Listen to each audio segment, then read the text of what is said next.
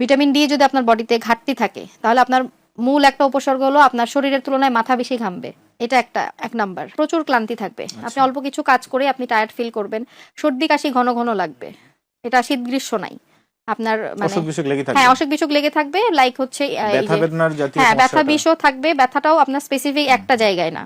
যেমন ক্যালসিয়ামের ঘাটতি হলে আপনার ধরেন শুধু হাঁটুতে ক্ষয় আছে, হাঁটুতে ব্যথা হচ্ছে, কিন্তু ভিটামিন ডি এর ব্যথাটা কিন্তু ছড়িয়ে ছিটিয়ে মাসেলে। যাবে। আপনার আজকে মনে হচ্ছে হাতে ব্যথা করছে, কালকে আপনি দেখবেন পায়ের কাফ মাসেলে ব্যথা করছে, এটা এক এক জায়গায় ঘুরতে পারে। জি। প্লাস আপনার ইমিউন সিস্টেমটা দুর্বল হয়ে যাবে, মানে রোগ প্রতিরোধ ক্ষমতা থাকবে না, যেটার কারণে আপনি বারে বারে বিভিন্ন ধরনের ডিজিজে, সর্দি কাশি জনিত ডিজিজগুলোতে বেশি ভুগবেন।